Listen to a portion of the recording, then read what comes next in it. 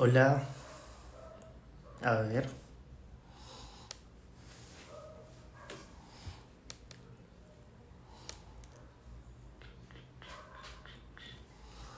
perfecto. Vamos a ver.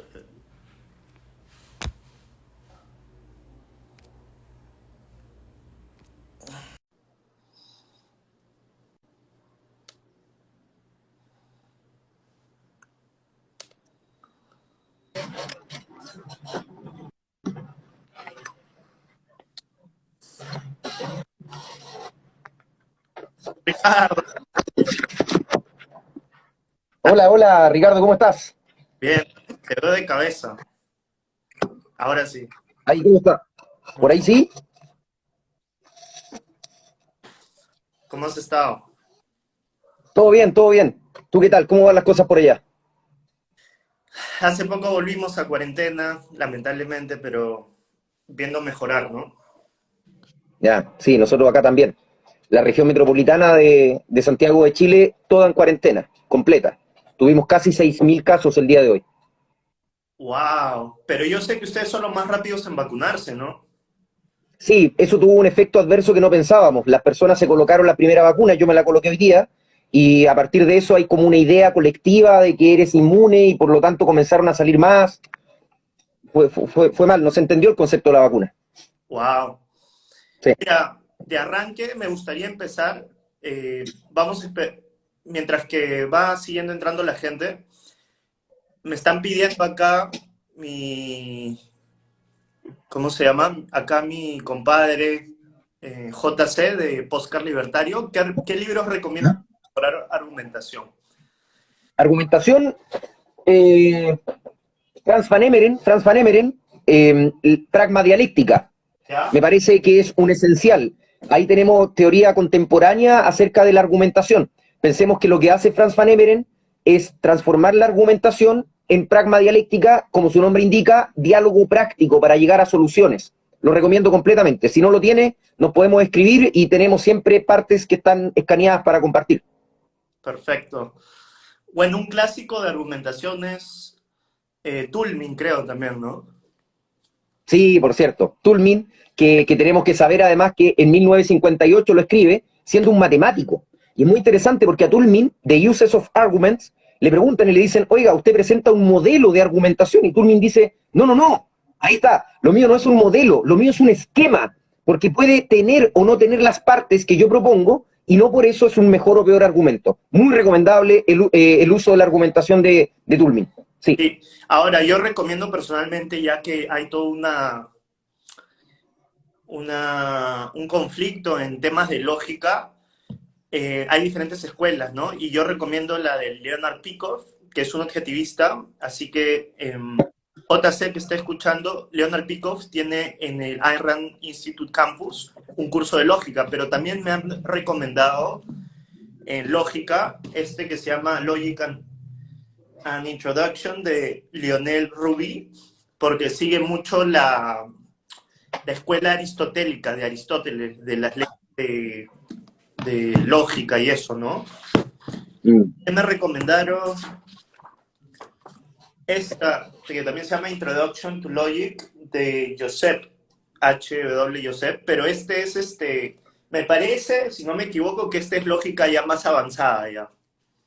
Fenomenal, fenomenal, Ujú. fenomenal. Mira, reconozco no haber leído los libros que recomiendas, así que me sumo ahí a la lista de personas que tienen que leerlo. Muy bueno, muy bueno. Qué Ahora, bueno que tengamos libros por leer. Siempre habrán libros por leer. Recomiendo de lógica también, Introducción a la lógica de Irving Copy. Irving Copy. Está muy aplicada a la argumentación, muy sencilla para traducir los argumentos en tablas de verdad. Lo considero muy, muy útil y de fácil lectura también. ya, te la voy a anotar de una vez. Ah, ya me acordé de ese Instagram. Eh, sí, de hecho, siempre en lógica hay algunas partes que ciertas escuelas creo discrepan con otras, ¿no? Si no me equivoco. Sí, sí. Como en todo orden de cosas, pues, querido amigo. Sí. A ver, me están pidiendo el link de Instagram. Dame un segundo y empezamos. Ahorita Bien. empezamos ya. Ricardo Sánchez. Pucha, no sé ni cuál es mi... ¿Cómo has estado, Ricardo? ¿Tú te has llevado a vacunar o todavía? Sí, me vacuné precisamente hoy con la Sinovac, que es la vacuna china. Son 2 dosis. Me vacuné con la primera dosis hoy día y he tenido un dolor de cabeza de aquellos. Se entiende que puede ser uno de los efectos adversos durante el día en que uno se vacuna. Así que lo estoy padeciendo ahora. Entiendo. Me están viendo la página... Ya. Ricardo Stein. ¿Y en México cómo van las cosas? No, yo soy de Perú. Perdón, en Perú ¿cómo van las cosas, las vacunas? No, las cosas están terribles acá. No quiero... Supe que, supe que de hecho se publicó por ahí en un programa de televisión una cosa de turismo vacunatorio. Es así, así apareció en las noticias acá, que Perú estaba promoviendo un turismo vacunatorio para Chile, una cosa muy extraña. No Sí, sé si te llegó la noticia. la verdad es que acá no quieren que los privados se involucren, ¿sabes? Quieren que todo lo haga el Estado y el Estado piensa que va a tener la solución a todo, pero necesitan de los privados porque la gente se sigue muriendo, ¿no? ¿Qué piensas al respecto? En Chile se logró a través de... Chile es el segundo país en rapidez de vacunación del mundo, solamente antecedido por Israel. Sabemos que Israel tiene condiciones que no son comparables con nuestros países latinoamericanos, en cualquier caso. ¿Cómo lo ha logrado Chile? A través de una alianza público-privada. Ujú. Sí, así fue. Así fue. Ya, perfecto. Bueno, vamos a empezar de una vez. Ah, a ver, ya. Sorry, es que estaba tratando de pasar mi link de Instagram, pero no pude, no importa. El día de hoy vamos a hablar de argumentación. Tengo como invitado a Ricardo Gómez, así que Ricardo Gómez ha sido campeón mundial de debate en español en el 2003 en la Universidad Complutense de Madrid. Ha ejercido como jefe, asesor de adjudicación en mundiales, ha sido profesor con más de una década de experiencia en materias de lógica, argumentación, director de la Academia de Debate del Instituto Nacional, becario de cursos de lógica y argumentación en el World Debate Institute de la Universidad de Vermont, y en los últimos años ha sido co-jefe de adjudicación de la Copa de Leones de Debate de la Universidad de Guadalajara, México, y también del torneo TAO, Debate Ocasio Comunicación México. Tiene una gran experiencia en sí, como se darán cuenta, en el tema de debate, argumentación lógica, y vamos hoy a hablar justamente de la argumentación. Muchas gracias, Ricardo, por estar con nosotros. Gracias a ti, Tocayo Ricardo, por las ganas de promover debate. Eso es lo que más vale. ¿Ah? Sí. Bueno, rápidamente yo presento Ricardo Stein. Mi programa es un programa de intercambio intelectual que promueve la filosofía objetivista, que es una filosofía para vivir en la Tierra, de la filósofa rusa americana Ayn Rand.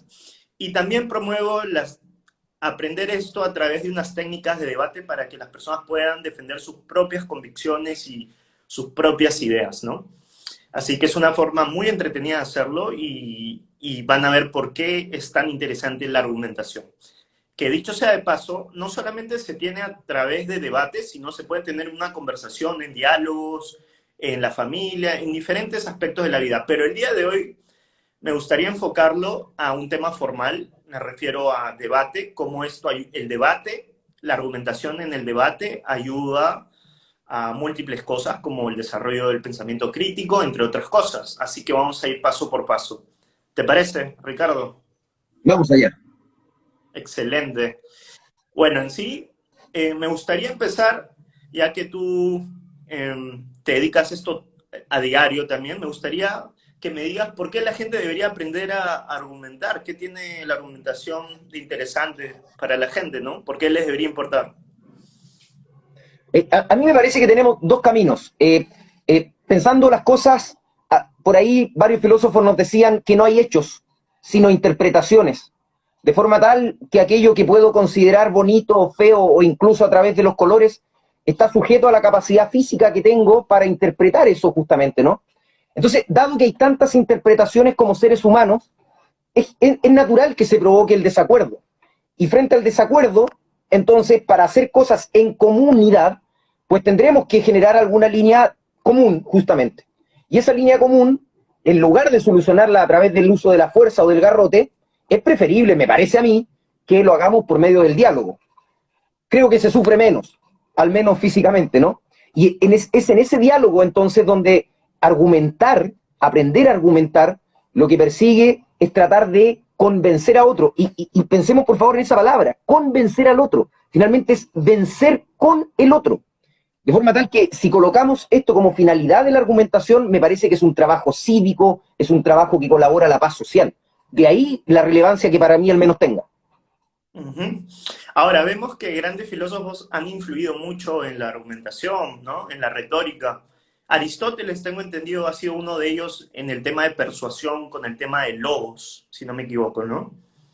Sí, sí, bueno, Aristóteles es un viejo clásico, ¿no? Y no tan solo desde el logos, la lógica, sino también desde este concepto del ethos, la ética o la sensación de credibilidad que uno puede aportar a la comunicación, y también el pathos, que tiene que ver con la empatía, con hacerse cargo del desarrollo y el despliegue de las emociones del interlocutor, y a partir de eso ir moderando el vocabulario, por ejemplo. Ujú.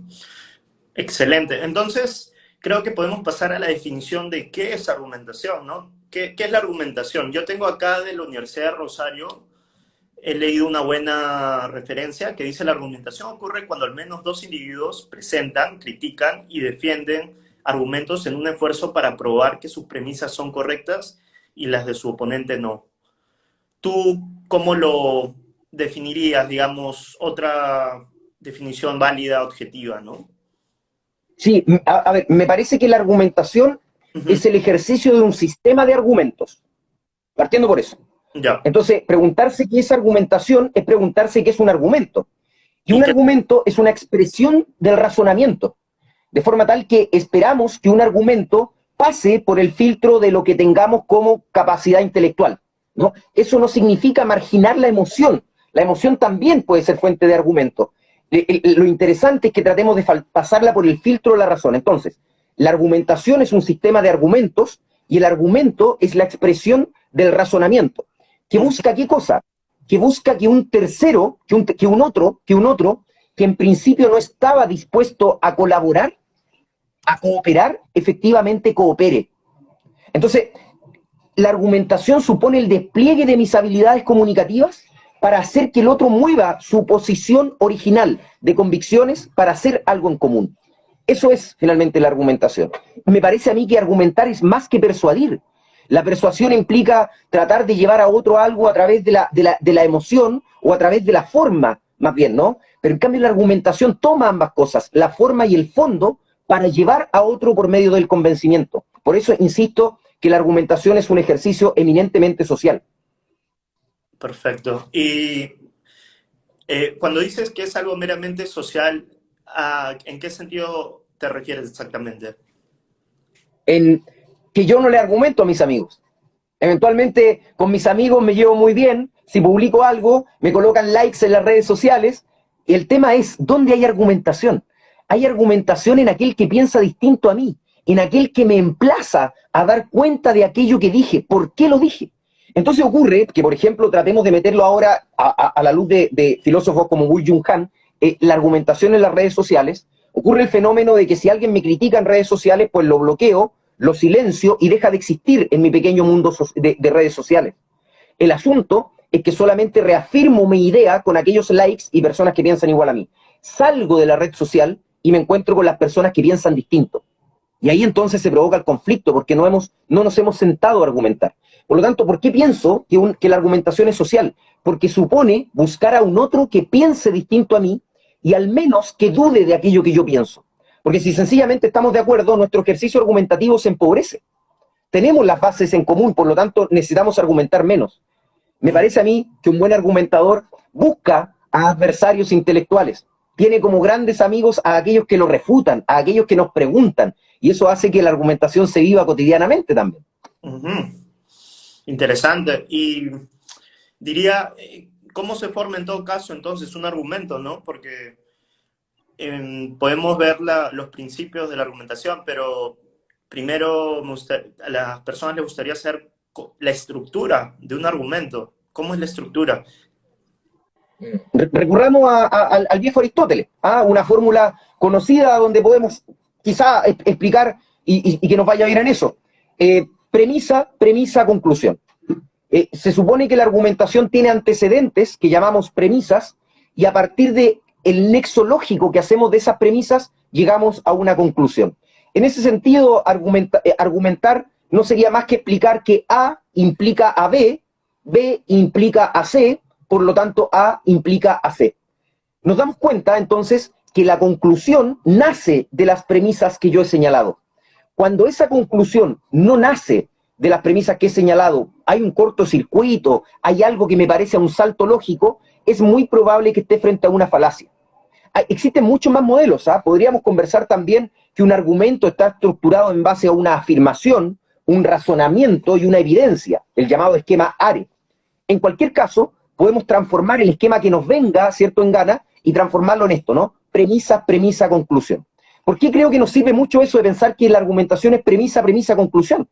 Porque previo a juzgar la conclusión del otro, me invita a preguntar sobre sus premisas. Quizás haya premisas que no me ha explicado.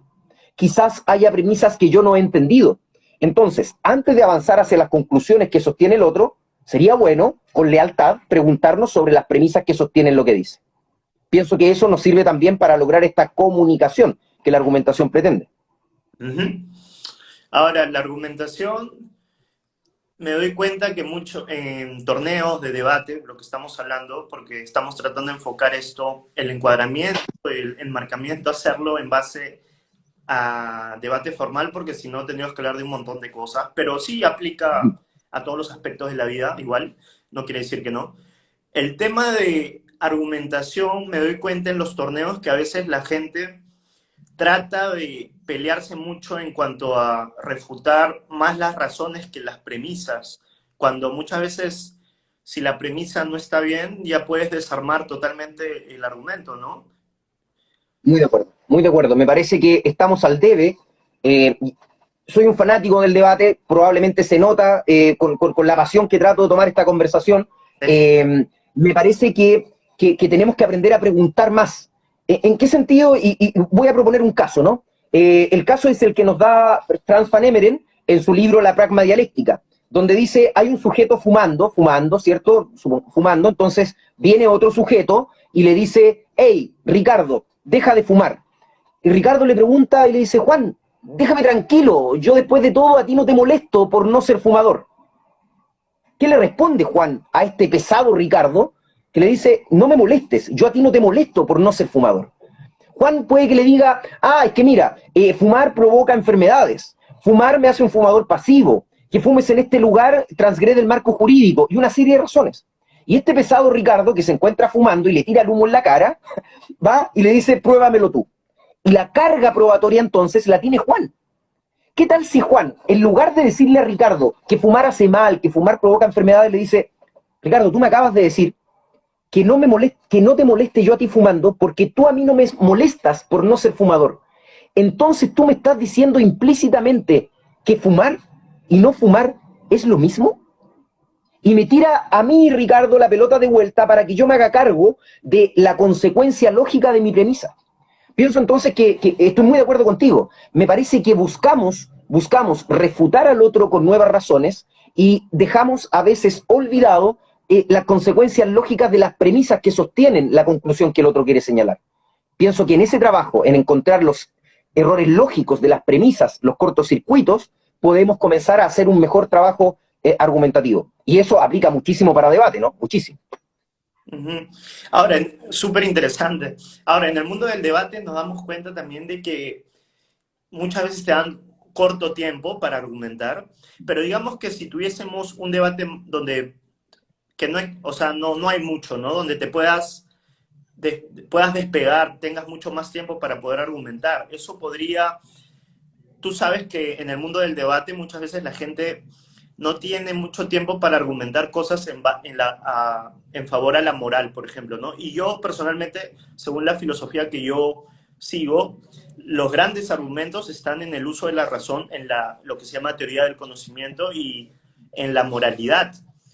y es que la mayoría de filósofos siempre han dicho que la moralidad es subjetiva y que por lo tanto también pierde su potencia por eso, porque si para ti puede ser algo bueno, para el otro puede ser malo, ¿no? Yo creo que Ayn Rand demuestra lo contrario, de acuerdo a los hechos de la realidad, y creo que sería interesante que la gente también argumente en base a la moral. ¿Qué piensas tú al respecto? Pienso, no sé si el argumento moral está por encima de un argumento de carácter utilitarista, aun cuando podremos pensar que el utilitarismo también es una forma de moral, ¿por qué no? En cualquier caso, quisiera hacer esta comparación para poder tener una métrica, ¿cierto?, para ver cómo andan las cosas. Me parece que el debate, al menos dentro de lo que he observado, tiende a probar que algo genera más beneficios que perjuicios, de forma tal que se vuelve práctico en torno a los impactos de las medidas. Pero no todo debate se puede abordar de esa manera, o no en todo debate es la mejor manera de abordarlo. Cuando nos preguntamos por valores que integran la personalidad humana, ¿cierto?, entonces uno espera una argumentación que parta de determinadas premisas relacionadas con una idea de bien, que vaya más allá del beneficio. Puesto que el beneficio versus el perjuicio está sujeto a un contexto de necesidad, de utilidad y de proporcionalidad de aquello que hacemos. En cambio, la idea de moral supone un conjunto cultural que comparte una idea de bien. El desafío de encontrar ese factor común de bien me parece muy superior a lo que podría ser una argumentación solamente basada en el beneficio versus perjuicio. Quizás por ahí también está el desafío, y quizás por eso, como tú muy bien señalas, por el poco tiempo que tenemos para hacer los debates, para dar nuestros discursos, rehuimos a la argumentación moral por necesitar quizás mayor profundidad en su desarrollo, y nos vamos más bien a una argumentación práctica utilitarista. Creo que eso se puede deber a que el debate requiere ser eficaz, requiere que yo convenza al jurado para pasar a la siguiente ronda. Entonces, creo que la conclusión a la que podemos llegar sobre esto es que el debate competitivo es entretenido, es muy entretenido. A mí me tocó en fortuna ser campeón mundial de debate, pero no sé si sirve tanto, no me convence que sirva mucho. Es una fotografía en comparación con otros competidores, con los sesgos que tuvieron los jueces en ese momento, con el café que me tomé o no me tomé en la mañana, depende de que mi adversario se haya enfermado del estómago o no, de un montón de cosas. Me parece que la argumentación debe trascender efectivamente el debate. Tenemos que volver sobre el debate visto como una práctica, casi como un juego que nos permite desoxidarnos, pero no puede ser un fin en cualquier caso por tantos motivos como este, como que en el debate, por temas de tiempo, se dejan afuera argumentos más profundos que otros que podrían ser mejores, pero que por tiempo no alcanzamos a abarcar. Genial. Ahora, el tema de las características de un buen orador, ¿cuáles crees que son? ¿Qué define un buen orador? O sea, en cuanto a tanto contenido como forma, ¿no? Porque sí, ambas cuentan, creo. Al final muchos claramente ven más importante el tema del contenido, del fondo. A mí al final creo que sí lo es, pero a mí me gusta mucho el estilo también, o sea, la forma en que se dan las cosas, ¿no? Sí, la forma, o al menos como en mi caso particular soluciono esta diferencia entre forma y fondo, es que la forma está al servicio del fondo.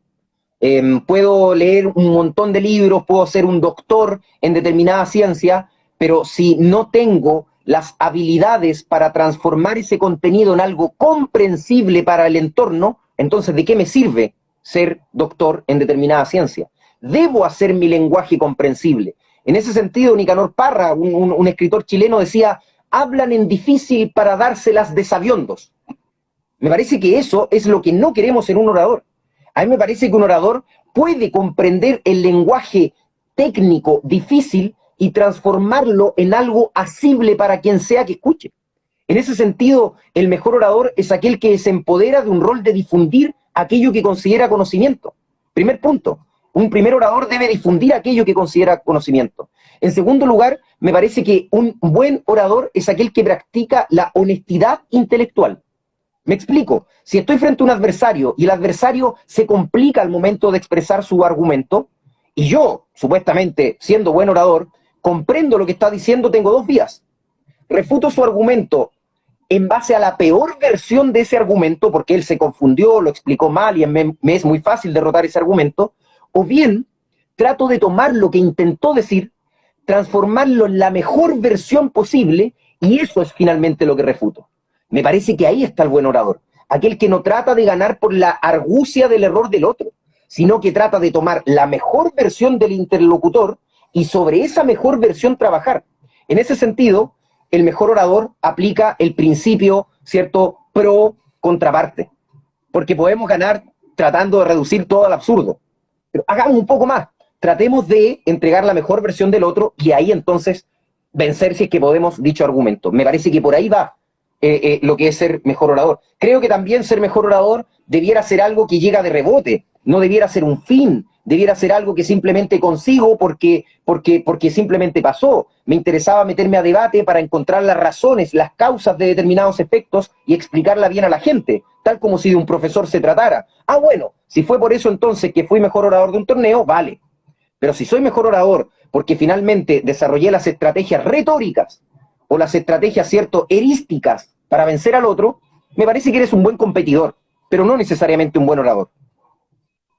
Ahora, más allá de la competición, que es totalmente válido, también es uno de los fines de la argumentación es buscar, tengo entendido, ¿no? La verdad. Uno argumenta para brindar claridad a sí mismo y también a la audiencia, ¿no? Que en este caso siempre es un elemento importante, creo, a la hora que uno argumenta, porque si va a convencer, tiene que convencer a mentes y esos son los que te ven.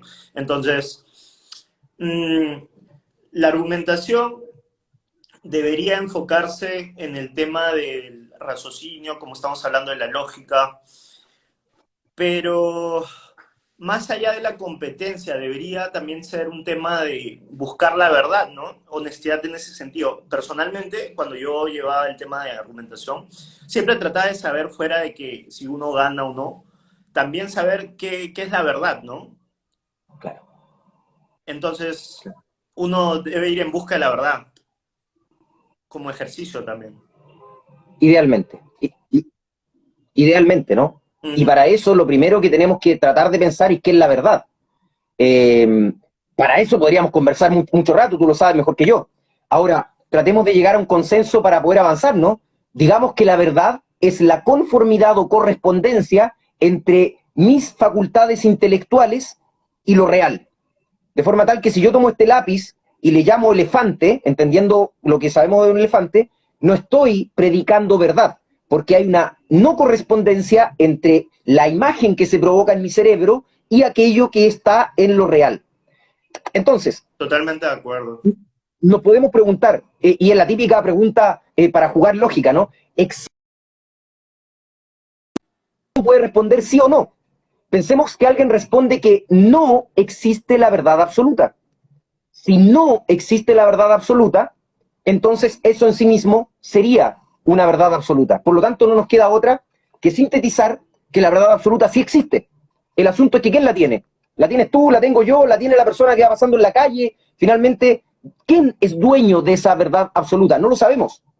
De forma tal que la invitación es a bajarse del caballo, aceptar con humildad que vamos a morir buscando la verdad y que el mérito se encuentra en esa búsqueda, en esa búsqueda. Y para acercarnos a esa búsqueda, bienvenidos sean aquellos que están dispuestos a refutarme y que con paciencia tratan de demostrarme que estoy equivocado. Ahora, la filosofía objetivista que yo sigo sostiene que la verdad, como tú bien decías, se obtiene observando los hechos de la realidad y uno puede hacerlo observando a través de la experiencia y de esa manera va viendo si su razonamiento y las ideas, los abstractos, los conceptos que derivan de ella son consistentes, ¿no? Ahora, en el tema, me queda claro que los beneficios de argumentación son muchos y en mi caso, por ejemplo, me ayudó a desarrollar el pensamiento crítico, me permitió ser mucho más elocuente, más espontáneo a la hora de comunicarme, me ayudó a investigar porque requiere aprendizaje y constante de conocimiento nuevo para poder argumentar, porque hay veces que te pueden sacar un montón de cosas y tal vez algunas no las sepas o muchas, pero uno siempre trata de educarse y mayor conocimiento mejor, porque así como la comida es un alimento para uno, el conocimiento es un alimento para la mente, ¿no? Claro. Y la idea es que la argumentación nos lleve a ser conscientes de nuestra ignorancia. El día en que pensamos que, yo sé del tema, digamos, y soy el mejor en algún tema, pues toqué techo, ya no tengo nada que aprender. De forma tal que la idea es exponerse a que a uno lo dejen de ignorante. Punto uno. Eso es un ejercicio fundamental en la argumentación. En segundo lugar, un ejercicio importante es exponerse al ridículo. Me parece que estamos rodeados de una sociedad que valora el éxito, pero que no está tomando conciencia de los fracasos que finalmente me permiten alcanzar una meta. ¿Cuántos de nosotros en nuestros primeros debates, en mi caso particular, nos terminamos metiendo bajo un podio, muertos de espanto por no atrevernos a hablar a la audiencia? A mí me parece que ese momento que yo viví en mi vida fue fundamental para poder dedicarme al debate.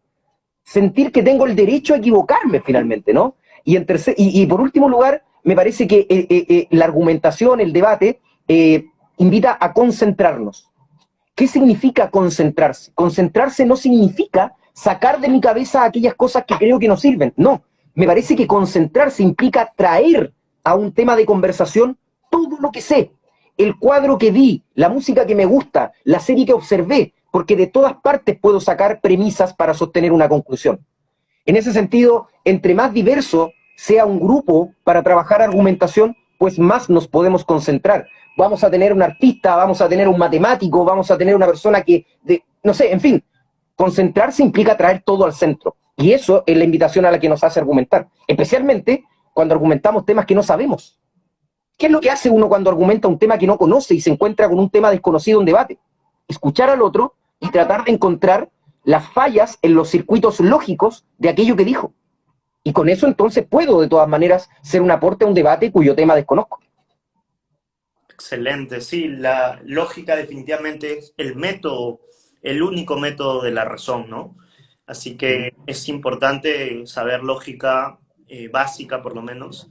Sabemos que hay lógica avanzada, pero no todos quieren ser un experto en lógica. Yo creo que si uno se mete a debate y argumentación, debería ser un experto en lógica. Esto no quiere decir que no siga aprendiendo, ¿no? Siempre uno se actualiza y aprende.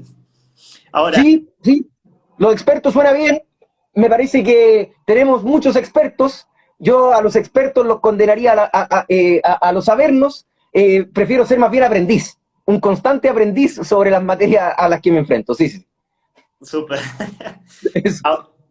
Ahora hemos hablado de argumentación, pero que por otro lado está la refutación, ¿no? Cuando uno argumenta, el otro refuta. ¿Cuál es la diferencia o qué es la refutación? Buenísimo, buenísimo. Gracias por la oportunidad de plantear este punto. Porque si estoy conversando con otro, es que en serio me parece que es esencial para hacer incluso más entretenido nuestros diálogos cotidianos. Si alguien viene y me dice A, A significa cualquier cosa, ¿cierto? Y yo señalo que está equivocado y en realidad lo verdadero es menos A, o sea, planteo la conclusión opuesta, lo que estoy haciendo es refutando. Estoy refutando, le estoy diciendo, querido amigo, estás equivocado, la verdad es esta otra. Y tendré que presentar mis razones por las cuales sostengo que la verdad es la otra y no lo que él dice. Y tenemos también otro escenario que a veces no se toma tanto y que es muy importante, la recusación. La refutación es plantear lo contrario al otro. La recusación, en cambio, es preguntar las bases o las premisas por las cuales el otro dijo algo. Entonces digo, no estoy tan seguro de lo que tú dijiste sea lo correcto. ¿Por qué? Entonces, fíjense qué interesante, no estoy negando la conclusión del otro, estoy más bien señalando que los antecedentes que me presenta para sostenerla no son suficientes y por lo tanto podía haber una conclusión distinta. En debate suele generar un mayor espectáculo el hecho de que yo le diga al otro, tú estás equivocado, y por lo tanto refute. Espectáculo. En la argumentación, me parece que tenemos que volver sobre esto y decir, tu conclusión eventualmente podría ser cierta, pero me parece que también podría no serlo por estos otros motivos. Y luego, si tengo la materia suficiente, avanzar hacia la refutación. Por lo tanto, para contraargumentar yo invitaría a esto. Primero, pensemos en cómo recusar y luego pasar a refutar. Ujú. Primero recusar y de ahí refutar. Exacto, exacto. Antes de decir que el otro está equivocado y que su conclusión está mala, me parece que una buena estrategia es más bien cuestionar, ¿cierto?, las premisas por las cuales sostiene su conclusión. De forma tal que su conclusión podría ser cierta, sin embargo, tiene problemas que podrían hacerla falsa también. Ya, Creo que este ejercicio es bastante leal en argumentación y no saquemos del juego la recusación, creo que sirve bastante también. Sí, sí, sí. interesante, no, eso no me lo había, no lo sabía, o no lo había concientizado así como ahora. Mira, Gracias. esto viene de un rebote de Franz van Emeren que señala que para que exista argumentación y debate, el opuesto puede presentar el signo negativo a aquello de lo que decimos, ¿cierto? Lo contrario, o bien puede presentar la duda. Si yo presento la duda sobre lo que dijo el otro, estoy recusando. Esa duda tiene que estar de todas maneras fundamentada. Pero decirle al otro por qué estoy dudando de su conclusión. Y la refutación, en cambio, dice que el otro está equivocado y de todas maneras también tengo que argumentarlo porque estoy sosteniendo la conclusión distinta. Ahí está. Chévere. Ahora, en el tema de, ya que hablamos de argumentación y refutación, también está el tema de framing, que es el encuadramiento en español, si no me equivoco, encuadramiento, enmarcamiento de las cosas. Si podrías dar y vemos un par de ejemplos de cómo esto aplica, ¿no? En un hecho concreto particular. Genial, vamos a eso. Cuando me plantean la pregunta, lo primero que me surge como duda es ¿por qué en nuestros países latinoamericanos hablamos de framing, hablamos de esto? ¿Y por qué hablamos también de tantos conceptos anglo? Recuerdo que cuando ya hace varias décadas atrás comencé a hacer clases, yo recurría deliberadamente a conceptos anglo para mis clases y me daba cuenta que generaban un impacto en mis alumnos. Y luego cuando mis alumnos decían, wow, está hablando algo en inglés, por lo tanto debe ser algo muy técnico, debe ser algo muy profundo, además yo aprovechaba de decirles que había estudiado en la Universidad de Vermont en Estados Unidos, entonces, wow, el profesor ganó en etos, ¿no? Cuando ya uno va jugando con esto de la argumentación y el otro comienza a meterle algunos conceptos en inglés, uno dice, me parece que es una estrategia retórica, o bien podemos traducirlo perfectamente a nuestra lengua materna. En ese sentido, framing es encuadramiento. Y el encuadramiento, como tú bien dices, surge para responder a una necesidad. ¿Cuál es la necesidad? La necesidad surge de un problema. Lo sabemos bien en debate. ¿Cuál es el problema? El problema es definir. Definir las cosas es tremendamente difícil. Defino las cosas por la finalidad que tienen, defino las cosas por lo que considero que es esencial a esa cosa. ¿Qué es lo esencial? ¿O qué es de la naturaleza? ¿O qué es accidental a una cosa? Entonces nos damos cuenta que para definir hay muchos metadebates dentro de la definición de una palabra en la tesis. Complicado. Y ahí entonces surge este concepto de encuadre, donde uno dice, el encuadre va a fijar los límites dentro de los cuales el debate va a jugar. Por lo tanto, va a tratar de definir, va a establecer una carga probatoria, es decir, qué es aquello que yo me comprometo a probar bajo mi postura y mi tesis, y qué es aquello que espero que el otro me refute. Eso finalmente es el rayado de cancha, el encuadre que es fundamental, porque si no, pues el debate se transforma en cualquier cosa. Si no estamos de acuerdo en aquello que estamos discutiendo, vamos a discutir de cualquier cosa. Por eso es tan importante el encuadre. Uh-huh. Ahora, como tú decías, el encuadre se hace cuando uno también define los términos, ¿no? Se puede, apenas terminas de definir los términos de una moción, por ejemplo, el capitalismo es moral, digamos, ¿no? Defines qué es capitalismo, qué es la moralidad, y ahí mismo puedes, en el status quo, por ejemplo, puedes contextualizar, usar el framing. Exacto. Ahora, el framing, según estaba leyendo en la Universidad de Rosario, lo que pasa es que han puesto un curso ahí, y en EDX, y ahí estuve viendo, dice, los encuadres son precisamente los que se encargan de que cualquier mensaje que quieras dar se ajuste a las audiencias a las que se presentan para ser más persuasivo. Es la forma en que se presenta una idea para que se perciba como relevante. En otras palabras, la capacidad para generar imágenes mentales en las audiencias que son receptoras de un discurso para que estratégicamente se sientan persuadidas por el mensaje que se le presenta. Mm. Y como tú decías, metadebates es hacer, refutar el enmarcamiento, tengo entendido, ¿no? Claro, claro, claro. Mira, es muy interesante la definición que citas.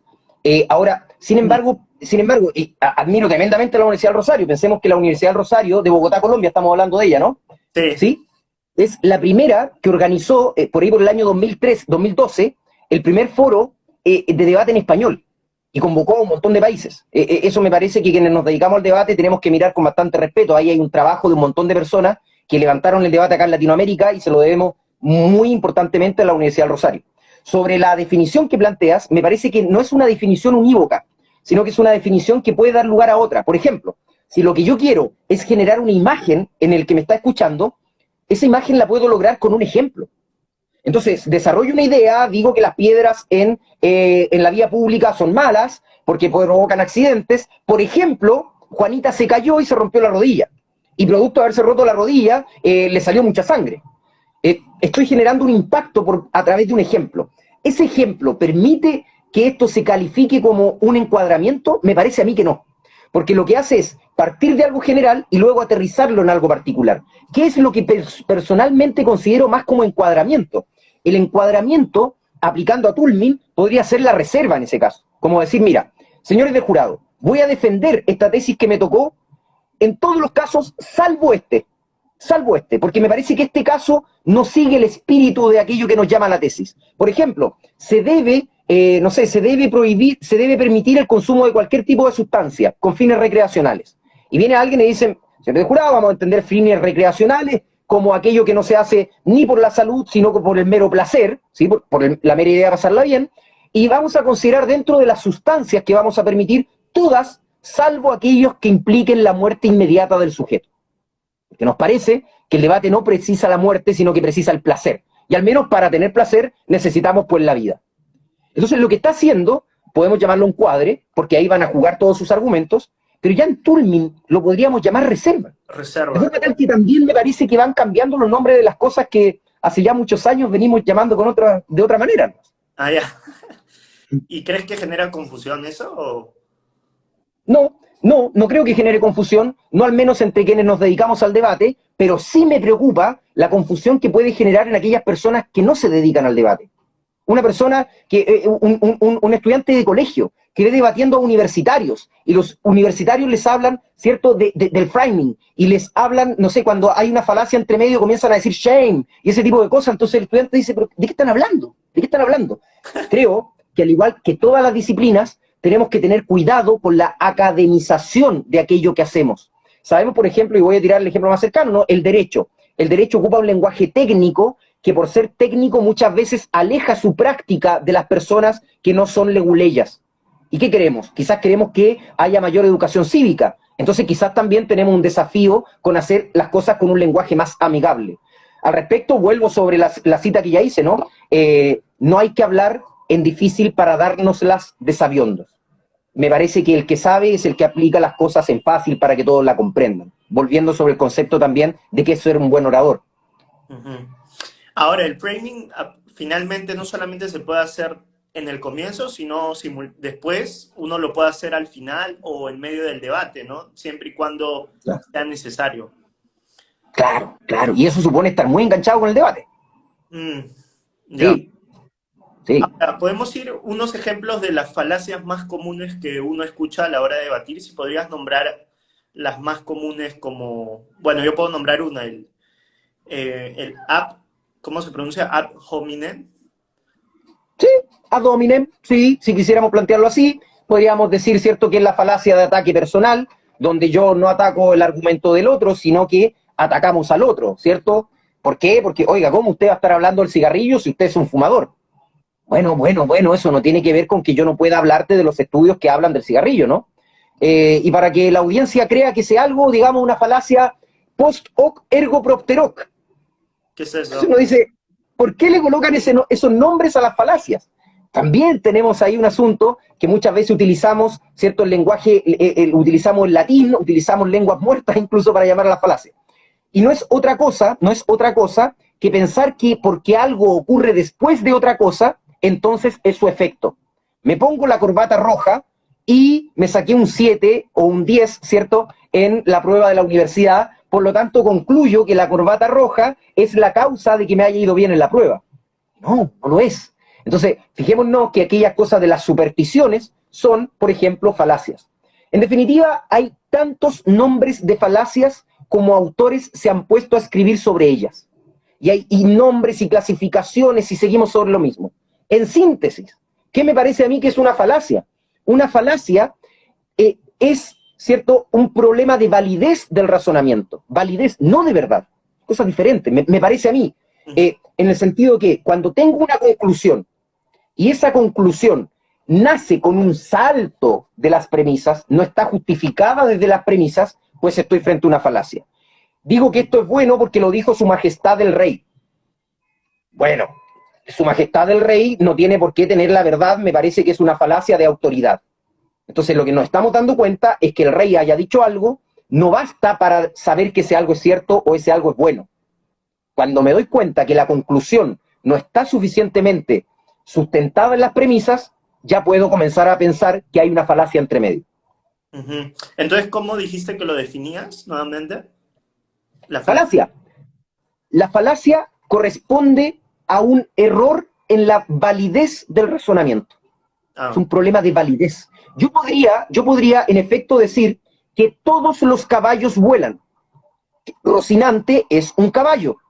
Por lo tanto, Rocinante vuela. Uno dice, si todos los caballos vuelan, y Rocinante, que es el caballo del Quijote, es un caballo, por lo tanto, Rocinante vuela. Ese razonamiento no es falaz. Ese razonamiento es válido. Es válido. Lo que pasa es que parte de una premisa que es falsa, ¿cierto? Que es que todos los caballos vuelan. Por lo tanto, una buena estrategia me parece distinguir entre la verdad de las premisas y la validez del razonamiento. La falacia es un problema de la validez del razonamiento, no necesariamente de la verdad de las premisas que lo integran. ¿Pero tampoco es excluyente o...?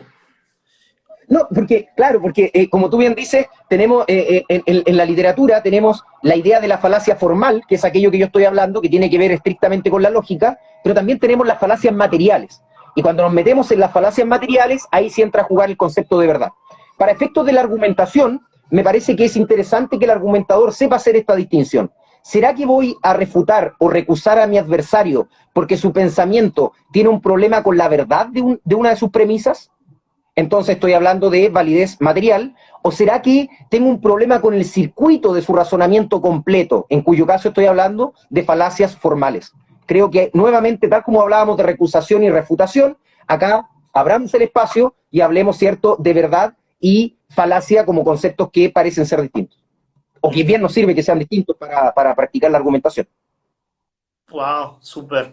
Mira, me gustaría pasar a las dos últimas puntos de conversación. Mira, uno de ellos es algo que yo he visto como adjudicador y que se me ha dificultado porque uno tiene que concentrarse mucho tiempo, a veces más de una hora, ¿no?, en escuchar todo un debate y tomar notas. Y quería saber a ti personalmente cómo haces para puntuar como adjudicador un debate en cuanto cuando está muy apretado. ¿A qué le das más relevancia, no? Yo diría hoy en día claramente a las conexiones lógicas, creo.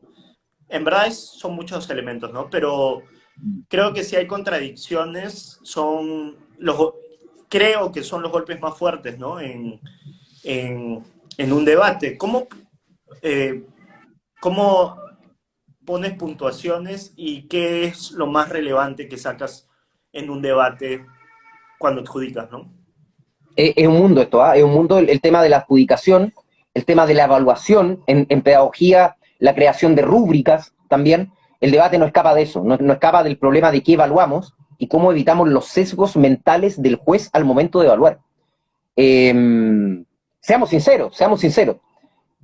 Un debatiente que investiga al juez que lo va a evaluar aumenta las probabilidades de ganar. Si sé que el juez piensa y su formato de pensamiento es azul y mis argumentos son de características azules, aumenta la probabilidad de que él se sienta representado, que complete sin darse cuenta las cosas que yo no dije, etcétera, etcétera, ¿no? Entonces, me parece que tenemos un deber grande, quienes practicamos esto de ser juez, de evitar el sesgo. Ahora, pensar que somos tabula rasa, pensar que no fallamos de oficio, me parece imposible. Me parece creerse dueño de algo objetivo y la evaluación es subjetiva. Trata de ser objetivizada a través de una rúbrica, ¿no? El tema es que de todas maneras tengo que yo aplicar esa rúbrica. Así que la labor que tenemos que hacer como juez es tratar de sacar nuestro mundo interior y solamente tomar una fotografía del debate, una fotografía del debate. Entonces, si la contraparte comete una contradicción que me parece horrible y el otro no la denuncia, pues bien, la contradicción existe, pero el otro no le sacó provecho tampoco. Entonces, ¿qué es lo que me toca evaluar? El argumento no es bueno, fue contradicho, o sea, perdón, se contradijo en sí mismo, pero el otro no lo denunció, no puedo yo denunciarlo, no puedo yo entrar a jugar. Entonces, me parece que en el debate saco la fotografía de lo que se dijo y luego veo qué es aquello que aportó más hacia las conclusiones que se llegaron en el debate. Y en ese aporte, entonces, puedo hacer un criterio de calidad, no de cantidad, sino de calidad, para ver quién fue quien dijo aquellas cosas que más sustentaron las conclusiones finales. O sea, finalmente eso a veces solemos decirlo como los argumentos que pasan hasta el final, ¿no? Y puede ser que un argumento me parezca pésimo. Puede ser, de hecho, que me hayan dicho algo, y voy a ponerme en el extremo, que me hayan dicho algo que sé que está mal. Yo como juez sé que está mal. Sin embargo, pasó hasta el final. Pues bien, el argumento existe. Y lo podré conversar luego con los debatientes y decirles, me parece que esto no está bien y discutir con ellos, pero eso no debiera afectar la calidad con que yo evalúo el debate y a quien di como ganador. Es un trabajo dificilísimo. Sí, o sea, sí, fuera de que sí puede haber objetividad, pero siempre va a haber gente que valora unos argumentos más que otros. Mm. Es difícil si no podemos un ejemplo. Yo creo que se habla de moral, por ejemplo, y que uno argumenta que el capitalismo es moral. Volvemos al mismo ejemplo. Yo creo que si el que demuestra que el capitalismo es moral puede probarlo, demostrarlo a través de la lógica, que es verdadero y tendría, bueno, la carga de la prueba también, ¿no? Pero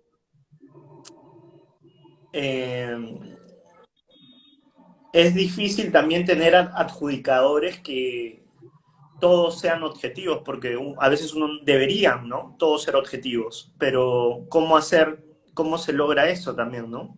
Es otro tema. No, yo, en particular, yo desconfío de quien me diga que es objetivo, porque me parece que la persona que es objetivo o se liberó de todos sus sesgos y prejuicios, me encantaría poder hacerlo, ¿no? O bien no los está viendo. Entonces, uno trata de ser objetivo, me parece, o al menos yo adhiero a esa postura.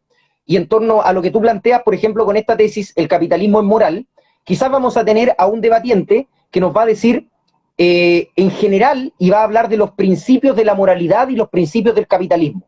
Y va a establecer un juicio de correspondencia entre uno y otro. Y luego viene un debatiente, para polemizar esto, ¿no? Viene un debatiente y señala el ejemplo que demuestra lo que el otro dijo. Y uno como juez dice, wow, acá hay una complementariedad fenomenal. Pensemos en debate parlamentario británico. La Cámara Alta establece los principios de capitalismo, de moral y la correspondencia. Y la Cámara Baja me habla de los ejemplos. Si yo digo, finalmente, ¿qué me permitió crear a mí una imagen de aquello que estoy hablando? Pues los ejemplos. Pero cuidado, para que el ejemplo pueda correr, depende que tengamos claridad sobre los principios sobre los cuales funciona. Entonces, no puedo pensar a priori que el ejemplo vale más que el principio. Tampoco puedo pensar a priori que el principio vale más que el ejemplo, porque si el principio no quedó bien explicado, no están claras las reglas de correspondencia, entonces no puedo yo a priori decir, no, al principio debe ganar este debate. Por lo tanto, habrá que verlo caso a caso. Me parece que lo que más podría perjudicar al debate es establecer reglas que no sean flexibles para poder evaluarlos conforme a la sana crítica de la foto particular de ese debate. Nunca tenemos dos debates iguales en distintas salas, por más que la tesis sea la misma, por ejemplo. Wow, súper interesante, ¿eh? Sí, pues estoy viendo acá algunas preguntas, no las entiendo bien. Dice Gonza, ¿se debate más que el contenido en sí de sus propios argumentos? Lo que no está diciendo al final, lo que nos está diciendo finalmente es que el juez evalúa como los equipos. La verdad, Eh, no entiendo bien. a, a- a ver si como trato de tomar ese guante, ¿no? El juez primero tiene una pelea consigo mismo. El juez que es médico tiene que dejar sus conocimientos médicos fuera de la sala dentro de lo que pueda. El juez que le cae bien las personas, no sé, que son buenas para sonreír, tiene que tratar de no dejarse llevar por eso. Y tiene que tratar de centrar todo lo que puede en comprender el contenido del otro e ir haciendo, es como tejer, estableciendo los match entre lo que dijo uno y lo que respondió el otro, y el argumento que no fue respondido. Y luego de eso tratar de ir haciendo un mapa de flujo para ver las razones que llegaron hasta el final, porque no fueron respondidas, porque fueron defendidas, porque en definitiva la refutación valió más que la argumentación, como sea. Y voy a llegar entonces a una última columna, que son los puntos que llegaron hasta el final. Y ahí aplicar eventualmente un criterio de calidad para ver cuál de esos puntos aporta más a las conclusiones finales del debate. Creo que ahí podríamos plantear una síntesis de lo que es un juez tomando apuntes, ¿no? Ahora, él dice, finalmente, ¿un principio pobre puede salir a flote como un buen ejemplo? Pregunta. Claro, claro. Si tengo un orador que me plantea un principio que quedó en el aire, entonces, ¿qué es lo que me corresponde a mí hacer? Traer ese principio y aplicarlo al debate. Entonces, probablemente le robé el principio. El principio fue un enmarque súper general, pero quien lo trae al debate y lo transforma en materia sustantiva para este debate en particular fue este otro sujeto. En ese caso, este otro sujeto debiera estar por encima en la calificación de aquel que simplemente esbozó el principio. Uh-huh. Por último dice, Ricardo, mi pregunta es, ¿el juez se evalúa cómo se debate o la consistencia de los argumentos? No, me parece a mí que en el cómo se debate tenemos tantas estrategias, tantos estilos como personas existen también, ¿no? Quizás tenemos equipos que consideran que hacer más o menos puntos de información vale más o menos que tal cosa, o definir antes o definir después, o ejercer un rol de tal o cual manera, son estrategias. No podemos pensar que una estrategia a priori es mejor que la otra. No podemos tener eso. Me parece que el juez se sesga si piensa eso. Las estrategias funcionan en un contexto. Entonces lo que vamos a evaluar es si la estrategia de este equipo resultó o no resultó para ese debate en particular. Y ahí vamos a hacer un juicio de estrategia y cumplimiento de rol. Y ese juicio de estrategia y cumplimiento de rol se debe complementar además con el contenido. Con el contenido. Y ahí entonces tratar de que estas cosas no sean contradictorias, ¿no? Y en esa unión tratar de establecer cuál fue el equipo mejor. Lo que no puede pasar es que crea yo que a priori una estrategia es mejor que la otra. No, eso no puede ocurrir. Uh-huh. Claro, uno se debe centrar más en la consistencia de los argumentos entre muchas otras cosas, ¿no? Claro, claro. Un último punto que me gustaría tocar y es, ¿cuáles son los errores más comunes y más repetitivos que has visto en los oradores cuando has adjudicado? Sí. Y en algo, Eh, porque... sobre, lo, No, no, sí, dime. sobre los oradores, O me sea, parece que o un error en común que ves que te das cuenta que ha sido repetitivo y que no está direccionándose hacia un buen lugar, pues, porque crees que debería cambiar en el mundo del debate o en la argumentación. No necesariamente el orador, puede ser algo en general, ¿no? En el debate. sí. Me molesta particularmente, Mm, y lo planteo así, con ese término, me molesta particularmente esta idea de defender la conclusión a todo evento, sin otorgarle mérito a los elementos que dijo el adversario para que mi conclusión cambie. Creo que es un error, de nuevo, dado desde lo competitivo. Cuando señalo lo que el otro dijo y lo pretendo hacer ver como si no haya impactado en mi conclusión. Cuando parece ser que en el debate fue claro que sí impactó. Entonces uno dice, pero este orador está analizando otro debate. Cuando esto pasa, y uno dice, estoy perdido en este debate porque efectivamente lo que me dijo el otro hizo pedazos en mi conclusión, en lugar de trastocar las cosas para presentar un discurso como si lo que el otro dijo no importara, quizás sea más inteligente decir lo que el otro dijo y cómo eso cambió eventualmente mi conclusión para que fuera una mejor conclusión. Quizás quienes nos están escuchando acá y que han practicado el formato parlamentario británico me digan, pero bueno, si aplico eso perdí el debate. Entonces, el problema eventualmente lo podemos tener en el formato. El formato está buscando, como tú decías, acercarse a la verdad o está más bien tratando de premiar a aquel que desarrolla la mejor estrategia. Por lo tanto, si es que estoy en un formato en el que me interesa ser campeón de algo, tengo que entender que fui campeón sacrificando muchas veces la verdad o la razonabilidad de lo que el otro me dijo, y más bien lo que hice fue un juego retórico para hacer creer que el otro estaba equivocado. Creo que ahí tenemos el problema principal del debate, cómo lo competitivo termina carcomiendo las conclusiones críticas del mismo. Y ahí tenemos un desafío, y aprovecho de tirarlo para quienes son más jóvenes y quieran modificar los formatos de debate que realicen. Creo que ahí vamos a tener mejores oradores. Cambiando el formato, como por ejemplo, no necesariamente hacerlo competitivo, por ejemplo, sino hacerlo como aprendizaje, no necesariamente el que termina ganando el uno el otro. Es ¿O una... por qué no? ¿O por qué no en la etapa de conclusión establecer una rúbrica diferente en la que se premie a el equipo que es capaz de reconocer más críticamente cómo cambió su conclusión original? Podría seguir competitivo igual. Lo que pasa es que voy a premiar a aquel que reconoce sus propios desaciertos. Exacto. Hay Ese es un desafío. buen punto. Hay harto trabajo que hacer ahí. Porque hay una gran diferencia. Para mí personalmente, el tema competitivo me ha ayudado a poder ejercer esto o querer ejercerlo a un nivel público, o sea, defendiendo mis propias ideas, ¿no? Entonces yo creo que para esa meta personal me ha ayudado mucho, entre otras cosas. Por ejemplo, encontrar principios que me respalden mis argumentos bajo un tipo de filosofía específico. Y cada persona tiene sus propios temas particulares, ¿no? Por los cuales hace debate, pero yo creo que el debate competitivo también puede haber otras alternativas, como tú dices, otras formas de premiar a la persona. Y al final, lo más importante creo es siempre practicarlo y realmente mejorar, pues, ¿no? El tema de la lógica, el tema de tener conocimiento y brindar conocimiento real para uno mismo y para la audiencia también, ¿no? Así, Para eso, Ricardo, perdón que te interrumpa, sí. para eso es súper importante que entendamos que somos aprendices. Y como aprendices tenemos el legítimo derecho a equivocarnos. Tenemos el legítimo derecho a ser refutados y eventualmente y pasar hasta por el ridículo, si es necesario. Porque si pierdo un debate, no perdí personalmente, perdió el personaje que yo inventé para estar debatiendo. Entonces, la invitación es a crear un personaje que se atreva a presentar argumentos insólitos, para que la disciplina avance, para no estar diciendo siempre los mismos argumentos. Es clásico que cuando una bancada tiene que defender que algo se debe hacer, la otra dice, no, no se debe hacer, por tal o cual motivo, o no sé, una bancada dice, se debe prohibir, no, la otra dice, se debe permitir. Y uno comienza a decir, wow, estos debates son los mismos de hace 10 años. Necesitamos debatientes insólitos. Y para encontrar debatientes insólitos, necesitamos personas que sean lo suficientemente generosas para exponerse al error.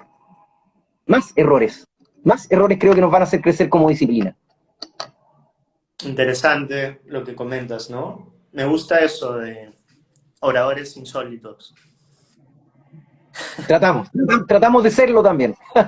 Sí. Sí. Algo a mí particularmente que me gusta mucho y que lo trato de agregar a la hora de debatir es el tema de la pasión, ¿no? Trato, así como tú te emocionas a la hora de enseñar o de debatir también, yo paso por lo mismo, ¿no? Creo que le aumenta mucha fuerza, un toque especial a la argumentación, a tu argumento, ¿no? Y sobre todo si son ideas con las cuales estás convencido, pues, ¿no? A mí se me dificulta mucho, por ejemplo, o se me dificultaba cuando era más joven, defender una posición que pensaba que no, o sea, que no estaba de acuerdo, ¿me entiendes? Pero es bueno a la vez porque te pones en los zapatos del otro, lo puedes interiorizar mejor y puedes entender mejor su forma de pensar. Entonces tiene sus beneficios si lo ves desde esa perspectiva en la cual yo le he visto, ¿no? Como yo lo he visto. Claro. Y te Ahora da la oportunidad de cambiar tu opinión. también la O oportunidad. si no quieres cambiarla, entonces te enseña cómo defenderla mejor frente a quienes piensan distinto. Exacto. Es bueno en todo caso, claro. Y bueno, se me dificultaría hoy en día más porque tengo convicciones más sólidas, y creo que eso no significa que me siga aprendiendo y que pueda intercambiar debates públicamente con otras personas, o sea, uno sigue aprendiendo, ¿no? Ya tengo 29 años también, o sea, el tiempo avanza y uno va forjando su personalidad y va aprendiendo así también, ¿no? A Sí, sí. joven también, lo cual no quita la posibilidad, no es excluyente que siga aprendiendo y adquiriendo nuevo conocimiento, ¿no? Claro. Hay una última pregunta acá, es la última que vamos a hacer, que es, ¿cuál sería la estrategia para cambiar mi conclusión sin parecer que estoy perdiendo el debate? Pregunta Gonza. Fenomenal, Ah, bueno. fenomenal, fenomenal. Lo que tendría que hacer, Gonzalo, primero saber que ahí le tocó difícil, le tocó difícil, porque justamente se sanciona bastante en debate que el orador cambie su conclusión, ¿no? Entonces, pensemos en un debate crítico. En el debate crítico, en cambio, se valora mucho que el orador cambie la conclusión según el mérito de lo que le dijo el adversario, porque significa que lo está escuchando, significa que está procesando, significa que no es tosudo intelectualmente, etcétera, etcétera. Entonces, en el debate crítico, genial. En el debate competitivo, muy poco recomendable, ¿no? Si tuviera entonces que hacerlo, voy a tratar de tomar las premisas de lo que dijo el otro y tratar de subsumirlas dentro de mis propios razonamientos, en el sentido de señalar que, señor, lo que usted dijo es correcto. Sin embargo, debo entenderlo de esta otra manera. Y ahí entregar una reinterpretación que me permita por esa vía llegar a una conclusión distinta. Es dificilísimo, pero como todo, si lo entrenamos, se logra hacer. Y no deja de ser un ejercicio retórico. ¿Eh? Es muy interesante cuando en debate competitivo nos damos cuenta que nuestra tesis no tiene por dónde, no tiene por dónde, y tratamos de cambiarla sin que nadie se dé cuenta. Eso es retórica, es retórica. Y ahí nuevamente llegamos al punto de que el debate competitivo no agota todo el debate es mucho más que lo competitivo. Exacto. Difícil pregunta, Gonzalo. Hay una pregunta más que me gustaría tocar, que es de Leticia. Dice, mi visión es que los oradores deben defender la ética y moral más que ganar una conclusión sin fundamento. Mm, Yo suscribo completamente, Leticia, me encantaría pensar que los seres humanos defendemos nuestras convicciones bajo una razón de bien. Sin embargo, invito también a pegarse una vuelta por Arthur Schopenhauer cuando dice que el ser humano, y esta es una discusión muy profunda, ¿no? Que el ser humano no busca la verdad, el ser humano busca aparentar la razonabilidad de lo que dice. Y para eso, dice Schopenhauer, se vale de un montón de trampas para hacer creer a los demás que es más inteligente, que es más hábil, etcétera, etcétera. Depende también de la posición filosófica que tenga uno respecto a la humanidad. Ahora, volviendo sobre lo de Leticia, el ideal, efectivamente, es que aquello que yo estoy defendiendo tenga un parámetro de verdad. Si no, soy un charlatán. Si estoy dispuesto a falsear todo con tal de ganar un debate, llámenme charlatán, no me llamen orador. Creo que es necesario un marco ético que persiga el bien. ¿Cuál es el bien? Da para otra conversación. Estoy muy de acuerdo con Leticia. sí, totalmente de acuerdo también. Yo quería hacer una última pregunta que se me acaba de venir a la mente, que es sobre un debate siempre se dice que se basa en principios o en consecuencias, ¿no? Uh -huh. Depende mucho de la moción, definitivamente, pero yo estaría siempre dispuesto, dependiendo, haciendo una evaluación del tiempo y todo eso, si habría suficiente tiempo, por ejemplo, de defender siempre desde una perspectiva eh, de principios, pero es excluyente, no se pueden hacer las dos cosas a la vez, por principios y Claro que se pueden hacer. sí, ¿no? Claro, ojalá hagamos las dos cosas a la vez. Porque veo mucho Pensemos que, tocar desde una perspectiva de principios o consecuencias. Pero yo creo que ambas son totalmente, no son excluyentes, ¿no? son compatibles, son compatibles. Lo que pasa es que tenemos tiempos muy limitados para hacer el debate. Entonces me veo forzado a elegir. O defiendo desde principios o defiendo desde las consecuencias. Pero pensemos que el ejercicio argumentativo completo supone hacerse cargo de las causas y de los efectos. Eso es un argumento completo. Eso es lo que uno esperaría. Lo demás tiene que ver con el tiempo y con la estrategia que has señalado. Sí, de acuerdo, de acuerdo. No son excluyentes, son idealmente complementarios. Sí. Wow, hemos llegado a más de una hora. Ha sido una charla súper interesante y súper dinámica. Me encanta porque se nota la pasión con la que hablas y y podemos intercambiar. Bueno, en este caso he permitido que tú, que conoces más que yo, del tema del debate y todo, que expongas tu conocimiento y ha sido muy placentero, ha sido fructífero, estimulante para todos los presentes. Y me encanta que hayas brindado todo ese material a nosotros, ¿no? Ha sido súper productivo. Muchas gracias por eso, Ricardo. Gracias a ti, tocayo, por ese afán que tienes de divulgar el debate, de que no se quede encerrado en cuatro paredes, de que lo pensemos y tratemos de ser mejores. Así que te agradezco a ti la oportunidad y me coloco a tu absoluta disposición y todos los que están acá. A mí me apasiona esto, así que feliz, feliz, feliz de colaborar porque a mí en particular me permite crecer mucho. No es un ejercicio, en mi caso, de ser generoso, al contrario, soy tremendamente egoísta. Y por ese egoísmo es que me conviene mucho estar debatiendo y ponerme a disposición de ustedes. Así que gracias, gracias. Wow. No sé si habrás leído de Ayn Rand eso, pero Ayn Rand defiende el egoísmo, ¿no? Hay un libro de ella que se llama... Sí, ¿Ah? sí, notable, sí, sí, sí. De Ah, hecho, de ahí lo copio esta idea. ok, sí sabías. Sí, sí. Sí, me pillaste, sí. De ahí Ah, copio la idea. ya, Ricardo. Escucha, esperemos, conversamos a ver si podemos hacer un par de estas más y vemos cómo seguimos colaborando. Muchas gracias a todos por estar en este video live por Instagram. Ricardo lo pueden encontrar en, ¿cómo se llama? Debatiente Corredor, ¿no? Sí. Debatiente Corredor. Y bueno, en mi caso, Ricardo Stein. También me pueden seguir. Promovemos filosofía objetivista y también promovemos el tema de la argumentación, que es muy importante para que defiendas tus propias convicciones, pues, ¿no? Y tus ideas. Así que muchas gracias y seguimos en contacto, Ricardo. Un fuerte abrazo. Otro a ti, tocayo, que esté muy bien y que mejore las cosas en Perú y en otros países también. Un gran abrazo. Muchas gracias, igual en Chile y en Dale, todo el mundo. Un abrazo. abrazo. Chao. Chao, cuídense.